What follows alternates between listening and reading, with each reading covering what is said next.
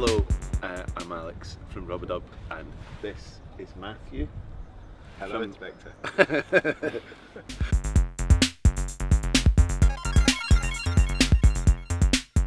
Hello, I'm Alex from Rub-a-Dub, and this is Matthew from ALM Busy Circuits, and we're going to have a chat about modulars. Cluedo. Yeah, Cluedo.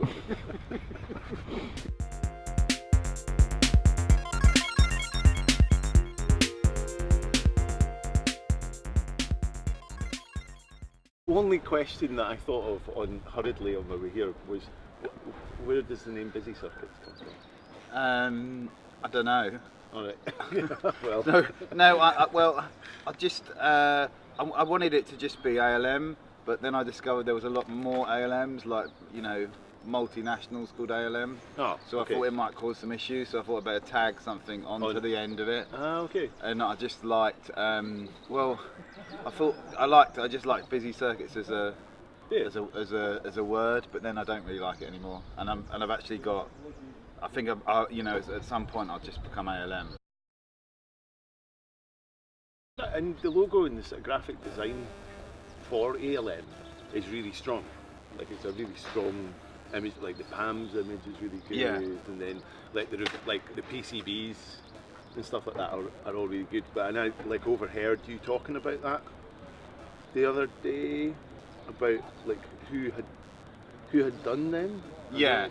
We want to talk about that. No, things like the logo and whatnot I did myself. Like, Okay. I sort of muddled together, but that's more through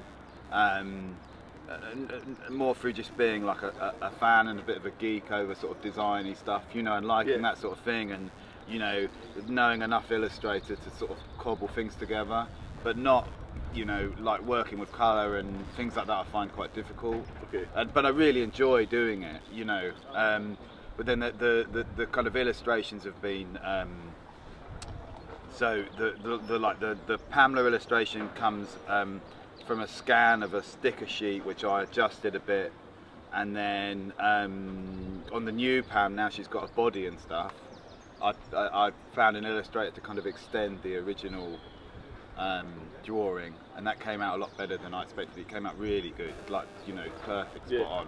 And then with like the illustration on the back of like a Kemi and the boss bow tie cat, that was a girl in Japan that I just came across on Tumblr and contacted and said, oh, would you do some illustrations for me? And, you know, it was like, I want a cat, I want like a Japanese castle, and they were just, you know, fantastic, like spot on. So it's more luck and, you know, than anything.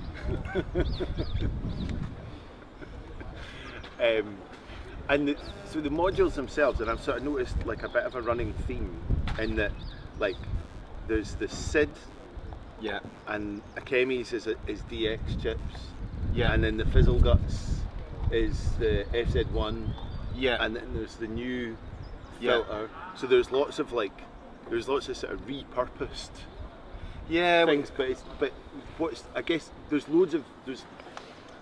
a lot of synth stuff that is basically like clones of originals. And Akemi's is not a clone of a DX7. It's a mad thing. And I think it is. It's just, I'm not sort of going out there trying to clone old Sims. Like, I'm not trying to make like MS-20 filters or whatever. Like with Akemi, I really wanted that sound in my modular. I wanted that sort of authentic FM, and I wanted the sort of knobby control. And I realised that I could do it with the Yamaha chip that it uses. So it was as much about bringing kind of FM into the modular, but like real sort of 80s digital FM. But you know, it being in the modular and you being able to put it through filters and that kind of thing, where it really sort of just really comes into its own, but not so much as kind of wanting to do a clone of anything. You know what I mean? Like, and I think it's sort of, Well, because the programming interface is so different, because it is not a knobby interface. You just end up doing totally different. You don't do anything like you would do on a DX with it. You can just play, you know. And there's no kind of it's fun, you know. You can just sort of explore it without really knowing completely what you're doing, but you sort of always end up with something nice. You know, it's very kind of satisfying. That's what I wanted with it, you know, and perhaps more so on the Takeo, where that is kind of deliberately tuned, so there's more kind of like sweet spots. Because with the original, when I was here last year and I had the original Akemi's Takeo prototype, so it has to map like all the knobs on the castle down into like a lot fewer knobs, you know. And originally the way it was done is you could, you know, 9 times out of 10 it would sound like a VL tone. It would just sound like a square wave. You know, there was no kind of like character, and then all of a sudden you'd hit on this like amazing gong sound or this like, you know, just real like FM-y kind of hit. Because or bits that I've noticed with the Taiko is that there are total sweet spots, and there's bits where like you sort of turn a knob and like you make a tiny change, and then it's a fucking just totally drastic change in the sound, and that's really, it's kind of nice that it's it behaves in this kind of like crazy unexpected way. And that was kind of deliberate, you know. Then I sort of retuned it, so you know, 9 times out of 10 you'd hit a sweet spot, and occasionally you'd come out with like the kind of VL tone sound, as I describe it. I'm here, I'm sort of looking and I'm thinking, oh God, you know, I'm using all these old chips now, and I'm sort of, you know, so that's not really been deliberate. I think it's very difficult to kind of do things, because when you go out to make a module, you know, you could spend like 12-18 months developing it, and then release it, and then find out like the next day that someone's done exactly the same thing, but has done it a lot better, or is selling it a lot cheaper, and then, you know, you've wasted all that time, especially now because there is so much kind of like competition. So doing things like with Akemi, it felt like, you know, well, no one else is going to try and do, you know, it didn't feel at the time that anyone would really sort of try and do something like that, you know. So it seemed like a pretty safe. There isn't anything else like Akemi. I mean, there are other drum modules, but there's not a drum module that uses a I mean, it's the only. And also really sort of focusing on that kind of like 90s sort of sound, which I sound, you know, it's not really but only because that's the sort of sound that I sort of know, you know, that I sort of know well, you know, that sort of. So why is that? Just from the sort of music that when I was sort of really, really into music, when I was younger, in my sort of 20s, not that I'm not still into music now, but the kind of like, when it's a really a big part of your life. That was like all, you know, Drexciya and Underground Resistance, and all the mad stuff, FM sounds, and all, you know, Black Dog or Tekra, you know, all that kind of effects, you know. So it was all, and it's all, you know, like I love sort of like analogy sounds, you know, and sort of blippy bloppy stuff. Well, you know what I mean, you know, like but it wasn't. There was a lot more to it than that. That music wasn't just analog synths. No. And it was like loads of like Rob Hood, like Axis Records, Drexciya is all like FM, or like basically people who don't know how to use FM synths. Like, and just sort of like hitting buttons and being like, that sounds mad. Yeah, it was more like kind of like using FM synths, but not using the presets. Yes. You know,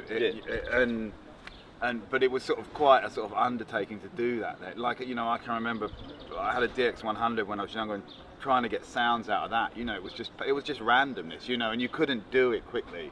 You couldn't get there quickly. So that's you didn't have that knobby interface. Well, with Akemi, you can, you know. You can. What's next?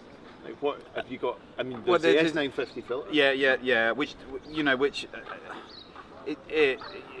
it's not like using. It's just similar to like how the uses the kind of filter topology, whatever, is similar to it. It's not. It's using the same chip that an Akai uses, but it's not like a sort of specific Akai filter chip. It's just a chip you can still get, and that's used, and it adds the resonance and, you know, a lot more control. So that should come out summertime, I think. You know, that's kind of, it's just I keep doing little tweaks and whatnot on it. But it's kind of, it's there. It's just sort of, I just need to sit down with it and sort of say, right, you know, that's where the resonance is going to go to, you know. And do you have a process for design? Like, is there a process that you follow? Well, I tend to sort of like try and start quite a few things in parallel, because it's a very kind of stop-start process where, you know, you'll get something initial going and then you have to order boards and order parts, and while you're waiting for that, you know, you're kind of, there's nothing to do really, so I will then switch to something else and work on that and then switch back. So I normally have like a few things in parallel, and then I'll normally stick with whatever kind of keeps my interest.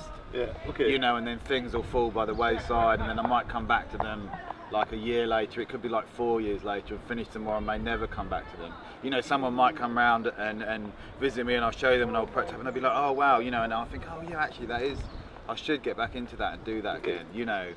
Because it takes so much effort to take something from like an initial idea to in the stores, and to keep yourself motivated, and you know, because you'll hit various problems along the way that you kind of think, oh, this just isn't worth it. Or you could be like halfway through something and then someone else releases something that does the same thing, and you just think, oh, you know, it's just not worth it, you know. And also with some of the other modules like the Tangle Quartet, I literally made that for myself, you know. I never sort of intended, it was just, I wanted a small VCA that was clean and just had no bells and whistles, was just a VCA, and I just, you know, it was like I could use it as a mixer as well, and it was just simple and just sort of kind of like did what it did, and that was it. And you know, that's ended up a lot more popular than I sort of expected.